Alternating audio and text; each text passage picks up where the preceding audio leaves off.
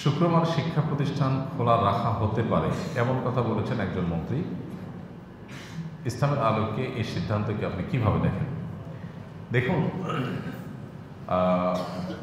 আমরা দেখেছি গত রমজান মাসে শিক্ষা প্রতিষ্ঠান অনেক ক্ষেত্রে খোলা ছিল এবং শিক্ষা প্রতিষ্ঠান যখন রমজান মাসে বিশেষ করে স্কুল কলেজ আরও স্পেসিফিকলি বললে স্কুল যখন খোলা থাকে তখন স্কুলের শিক্ষার্থীদের জন্য রমজান মাসে রোজা রাখাটা কষ্টসাধ্য হয়, এটা বলাই বাহুল্য। রোজা রাখা কঠিন হয়, অনেকে রোজা রাখতে চাইলেও তার দ্বারা রাখা সম্ভব হয় না বা রাখতে পারে না। তো আমাদের এই বিষয়গুলো খুব গুরুত্বের সাথে দেখতে হবে যে আমাদের জাতিগত শিক্ষা আপনার জাগতিক শিক্ষাটাই কি একমাত্র যথেষ্ট, নাকি জাগতিক শিক্ষার পাশাপাশি আমাদের নৈতিক শিক্ষারও প্রয়োজন আছে। দেশের সাধারণ মানুষের যে ধ্যান ধারণা, সাধারণ মানুষের যে বিশ্বাস, সাধারণ মানুষের যে জীবন আচার, সেটাকে বিশ্লেষণ করলে কি মনে হয় দেশের মানুষ শুধুমাত্র আপনার জাগতিক শিক্ষাই চায়, নাকি দিনই ধর্মীয় মূল্যবোধ যেন থাকে, নৈতিক শিক্ষা যেন থাকে, সেটাও মানুষ চায়। এদেশে মানুষের জীবন আচারের দিকে তাকালে দিনের আলো মতো পরিষ্কার। আমরা সবসময় বলি বাংলাদেশের মানুষ ধর্মপ্রাণ, সেটা মুসলমান হোক, হিন্দু হোক, খ্রিস্টান হোক, বৌদ্ধ হোক, সব ধর্মের মানুষ ধর্মপ্রাণ। প্রত্যেকটা ধর্মের মানুষ চায় তার ধর্মের বিধিবিধানগুলো মেনে চলার ন্যূনতম চেষ্টা করতে, তার সন্তানরা সেই দীক্ষায় দীক্ষিত হোক, এটা চায়। অতএব মানুষের এই চাওয়ার প্রতি শ্রদ্ধা থাকা দরকার। তবে শুক্রবার আমি যতটুকু শুনেছি যে শুক্রবার শিক্ষা প্রতিষ্ঠান খোলা রাখা হবে এই সিদ্ধান্ত হয়নি বা এরকম কথা বলা হয়নি। তবে সম্ভবত শিক্ষামন্ত্রী বলেছেন যে প্রয়োজন হলে শুক্রবারও শিক্ষা প্রতিষ্ঠান খোলা রাখবেন, এটা একটা ইঙ্গিত দিয়েছেন তিনি। তো আমরা সংশ্লিষ্ট মহলকে অবশ্যই বলবো যে শুক্রবার কোনোভাবেই যেন শিক্ষা প্রতিষ্ঠান খোলা রাখা না হয়, কারণ আমাদের শিক্ষার্থীদের সপ্তাহে একটি দিন অন্তত দিনী শিক্ষা পাওয়ার, দিনী পরিবেশে যাওয়ার যে সুযোগ আছে, সেই সুযোগটা যদি বন্ধ হয়ে যায় তাহলে আমাদের যে তরুণদের অনেকে যে বখাটেপনা, তাদের মধ্যে অনেকে যে বিপদগামিতার পথে চলে যাচ্ছে, কিশোর গ্যাংয়ের মতো সমস্যা তৈরি হচ্ছে, এই সমস্যাগুলো আরও প্রকট আকার ধারণ করবে। তাছাড়া এটা মানুষের চাওয়া পাওয়ারও পরিপন্থী। হ্যাঁ, এটা ঠিক যে মাননীয় মন্ত্রী যে দৃষ্টিকোণ থেকে বলেছেন গরমের দিনগুলোতে শিক্ষা প্রতিষ্ঠান বন্ধ ছিল, পড়ালেখা পিছিয়ে গেছে ছেলেদের বাচ্চাদের, তো সেটাকে পুষিয়ে নেওয়ার জন্য বিকল্প চিন্তা করতে হবে। তো সেটার জন্য শনিবার শিক্ষা প্রতিষ্ঠান খোলার যেমন অপশন আছে, আপনার পাঠদানের যে সময়সীমা সেটা দীর্ঘায়িত করা, বড় করার অপশন আছে। পৃথিবীর অনেক দেশে ভোরবেলাতে থেকে স্কুল কলেজগুলো, মাদ্রাসাগুলো খুলে ফেলে ভোর থেকে। তো আমরা যদি সকালে ভোরে খুলি তাহলে সেক্ষেত্রে লাভ হবে, একে সকালের আবহাওয়াটা অনেক ভালো থাকে, খুব বেশি আপনার স্ট্রাগল করতে হয় না এটা আমি স্কুলে যেতে ইত্যাদিতে। দ্বিতীয়ত হলো যে আমাদের যে একটা বদ অভ্যাস হয়ে গেছে গোটা দেশে মানুষের, সেটা হলো রাতে তাড়াতাড়ি না ঘুমিয়ে দেরিতে ঘুমানো।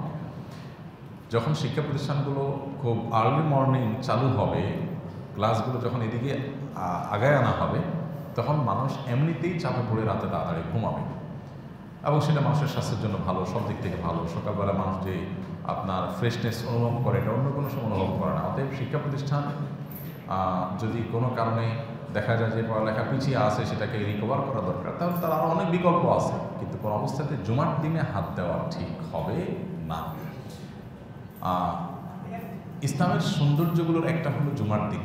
জুমা শব্দের অর্থের মধ্যেই সেই জিনিসটা লুকায়িত আছে, অর্থাৎ একত্র করে যে দিনটি মানুষকে, একটা মহল্লার অনেকগুলো মানুষ বা কয়েকটা ছোটো ছোটো মহল্লার অনেকগুলো মানুষ জুমার দিন সমবেত হয়, সামাজিক একটা বন্ধন, সম্প্রীতি তৈরি হয়। জুমার মসজিদ থেকে সাধারণত মানুষকে ভালো কাজের নির্দেশ দেওয়া হয়, সৎ কাজের আদেশ দেওয়া হয়, অসৎ কাজ থেকে বাধা প্রদান করা হয়। এই সমাজ থেকে যৌতুক নির্মূলের পেছনে বা যৌতুক যতটা কমেছে এর পেছনে সবচেয়ে বড় অবদান হলো জুমার মিম্বরগুলো, ওলামা একরামের, মসজিদগুলো থেকে, মাহফিলগুলো থেকে উঠা আওয়াজের, যার কারণে সমাজের এই অনাচার নিয়ন্ত্রণে এসছে। এবং মাদক যতটুকু নিয়ন্ত্রণে আছে এর জন্য আইন শৃঙ্খলা রক্ষাকারী বাহিনীদের যে ক্রেডিট আছে, এর পাশাপাশি ওলামা একরামের ক্রেডিটকে অস্বীকার করার কোনো সুযোগ নেই। মসজিদের মিম্বর থেকে কথা শুনে কেউ কখনো খারাপ হয়েছে এই নজির পাওয়া যাবে না, কিন্তু মসজিদের মিম্বর থেকে কথা শুনে জীবন পরিবর্তন করে ভালো হয়েছে এরকম নজির শত শত হাজার। অতএব আমাদের সন্তানদের শিক্ষার নামে যদি শুক্রবারের জুমার দিনের যে তাদের ইবাদত বন্দেগীর সুযোগ, নৈতিক শিক্ষা লাভের সুযোগ, সেটা থেকে বঞ্চিত করা হয়, সেটা আমার মনে হয় না এটা যথোপযুক্ত কোনো সিদ্ধান্ত, এবার দেশের কোনো সাধারণ মানুষ এটাকে ভালোভাবে নিবে। অবাক লাগে আমাদের দেশের কিছু মানুষ যারা ইসলামের ব্যাপারে যাদের বিদ্বেষ আছে, তারা সবসময় খুঁটিয়ে খুঁটিয়ে এই ইস্যুগুলোকে সামনে নিয়ে আসে এবং অহেতুকভাবে এগুলোকে আলোচনা করে জুমার দিনের প্রাসঙ্গিকতা বা এই জাতীয় বিষয়গুলোকে তারা অস্বীকার করার চেষ্টা করে। তারা ইউরোপ আমেরিকার দৃষ্টান্ত দেয়। ইউরোপ আমেরিকাতে সাপ্তাহিক ছুটি রবিবার। কী কারণে রবিবার? কারণ তাদের দেশে, তাদের সমাজে বেশিরভাগ মানুষ খ্রিস্টান ধর্মাবলম্বী হওয়ার কারণে তাদের ধর্মীয় সাপ্তাহিক গুরুত্বপূর্ণ দিবস হলো রবিবার, সেই জন্য তারা রবিবার ছুটি করেছে। তাহলে একই যুক্তিতে যেখানে মুসলমান বেশি, সেখানে ধর্মীয় বিবেচনাতেই জুমার দিন ছুটিটাকে সর্বতভাবে মানা উচিত। আলহামদুলিল্লাহ, জুমার দিনের ছুটি নিয়ে আলোচনা নাই, সেটা আমাদের দেশে আছে। আল্লাহ তাআলা শুকর আদায় করি আমরা ইবাদত করতে পারছি।